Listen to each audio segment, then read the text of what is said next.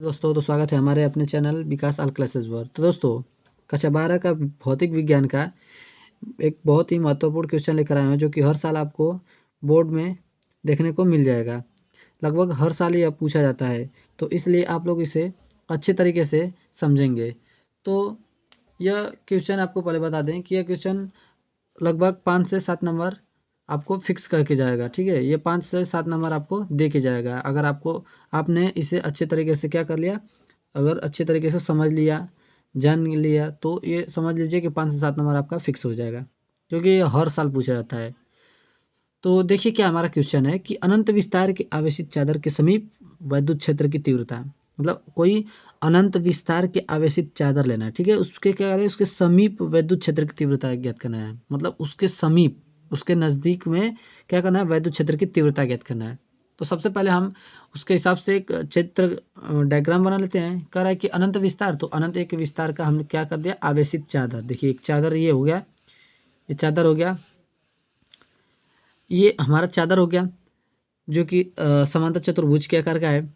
इसके बाद ये क्या होना चाहिए, धनावेशित होना चाहिए चादर। ये जो चादर होना चाहिए क्या होना चाहिए, धनावेशित होना चाहिए। इसलिए हमने क्या कर दिया, इस पर प्लस चार्ज दिखा दिया। ठीक है, तो आप लोग भी इस पर प्लस चार्ज दिखा देंगे, ये धनावेशित चादर लेना है हमें। ठीक है, किस समय वैद्युत क्षेत्र की तीव्रता, तो अब इस पर हम तीव्रता ज्ञात करेंगे। तो इसलिए हम क्या करेंगे, इस चादर पर एक क्या करेंगे, बेलनाकार, क्या करेंगे, बेलनाकार एक कोई सा भी एक छड़ ले लेंगे। ठीक है, बेलनाकार एक छड़ ले लेंगे और उस छड़ के दोनों सिरों पर वैद्युत क्षेत्र की तीव्रता ज्ञात करेंगे। ठीक है, तो देखिए, तो मैंने एक चादर लिया धन आवेशित, इसके बाद इस चादर के ऊपर एक बेलनाकार पथ लिया। ठीक है, एक बेलनाकार छड़ लिया, इसके दोनों सिरों पर क्या करना है, वैद्युत क्षेत्र की तीव्रता ज्ञात करना है। क्या करना है, वैद्युत क्षेत्र की तीव्रता।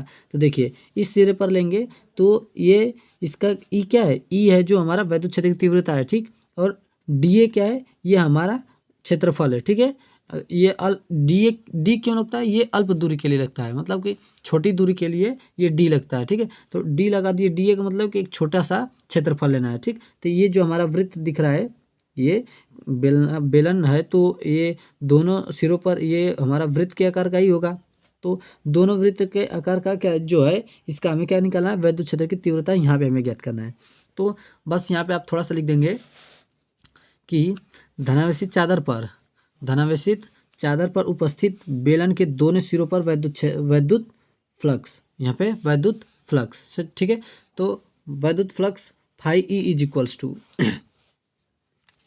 वैद्युत flux phi E is equals to, तो हमें एक स्टेप याद करके रखना होगा कि वैद्युत flux phi E is equals to क्या होता है। तो phi E is equals to होता है कि समाकलन vector E into vector D A. ठीक है, जो ई और इंटू डी ए क्यों ले रहे हैं, क्योंकि ये वैद्युत क्षेत्र की तीव्रता है और डी ए क्या है, क्षेत्रफल है। ठीक है, तो इस क्षेत्रफल पे वैद्युत क्षेत्र की तीव्रता ज्ञात करना है, तो इन दोनों को ले लेंगे। ठीक है, ई इंटू डी ए, तो देखिए vector E into vector D ए, समाकलन का चिन्ह लगा देंगे। अब ये प्लस एक और लेंगे, ये क्यों एक और लिए हैं, क्योंकि दोनों सिरों पर हमें वैद्युत क्षेत्र की तीव्रता ज्ञात करना है, एक इस पे भी और इस पे भी।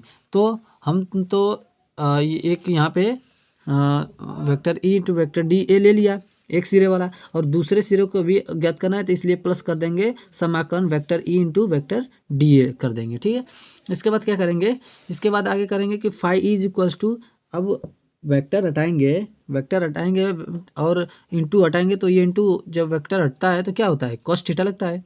इंटू हटाएंगे और वेक्टर हटाएंगे तो ये कॉस थीटा हो जाएगा, तो ई हो जाएगा और डी ए कॉस थीटा हो जाएगा, तो E D A cos theta हो जाएगा। ठीक है, प्लस इससे भी हटा देंगे वेक्टर, तो ये हो जाएगा E D A cos theta हो जाएगा। ये सब लोग को आपको पता है, ये आप लोग मैथ में भी पढ़े होंगे कि जब वेक्टर हटाएंगे और इंटू हटाएंगे तो यहाँ पे कॉस थीटा हो जाएगा। ठीक है, यहाँ पे अगर क्रॉस होता तो यहाँ पे साइन लगता, लेकिन यहाँ पे कॉस लगेगा। ठीक है, ये इंटू हट गया और वेक्टर हट गया तो कॉस थीटा हो गया। अब इसमें हम क्या करेंगे, theta is equal to zero रखने पर, theta is equal to zero क्यों रखेंगे, क्योंकि जो हमारा बेलन है, जो चादर पर उपस्थित एक बेलन है, वो जो है कि वैद्युत क्षेत्र की तीव्रता, जिधर वैद्युत क्षेत्र की तीव्रता है उधर ही क्या है, हमारा क्षेत्रफल भी है। तो ये दोनों समांतर है, जब समांतर होता है तो हम क्या होता है, theta is equal to zero हो जाएगा। तो बस वही theta is equal to zero ले लेंगे, तो theta is equal to zero लेने पर क्या हो जाएगा, देखिए यहाँ पे लिख भी देंगे कि चूंकि ई और डी ए दोनों समांतर है, ठीक है, तो इसलिए हम थीटा बराबर 0 लिए हैं, ठीक है। इसके बाद फाई इज इक्वल टू हो जाएगा E D A cos 0 degree, ठीक है, प्लस फिर E D A cos 0 degree. अब कॉस 0 डिग्री का मान क्या होता है, 1 होता है, सबको पता है कॉस 0 डिग्री का मान 1 होता है। तो ये कॉस 0 डिग्री का मान 1 हो गया। अब यहाँ पे क्या हो जाएगा, समाकलन ई डी ए, ठीक है, ये 1 हो जाएगा, तो इसका मान को 1 करेंगे गुणा इसमें, तो सब वही हो जाएगा। फिर प्लस ई डी ए अभी हो जाएगा, क्योंकि कॉस 0 का मान 1 हो जाएगा, ठीक है। अब इसके बाद फाई इज इक्वल टू हो जाएगा 2EA हो जाएगा।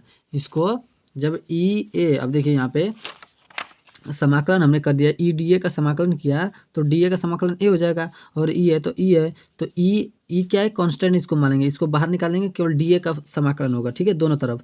तो ई ए प्लस ई ए हो जाएगा, ठीक है। ये हमने किसके सापेक्ष समाकलन किया है, ठीक है, तो इसके ये हमने ए के सापेक्ष समाकलन किया है, ठीक।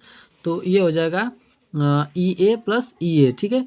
तो ये हो जाएगा phi is equal to 2EA हो जाएगा, ठीक है। दोनों का समाकलन कर दिया हमने, और इसको फिर जोड़ देंगे, दोनों सेम है तो phi is equal to 2EA हमें प्राप्त हो जाएगा, ठीक है। इसके बाद थोड़ा सा आपको एक क्वांटिटी और याद करके रखनी होगी कि यहाँ से तो हमें मिल गया कि phi is equal to 2EA होता है, phi is equal to 2EA हमें वो मिल गया यहाँ से, ठीक है। लेकिन अब हमें पता होना चाहिए कि फाई इज इक्वल्स टू होता है क्यू अपान एप्सिलॉन नॉट भी होता है। क्या होता है कि phi is equal to Q upon epsilon naught भी होता है। तो इसलिए हम कल लिख देंगे कि phi is equal to Q upon epsilon naught रखने पर, ठीक है।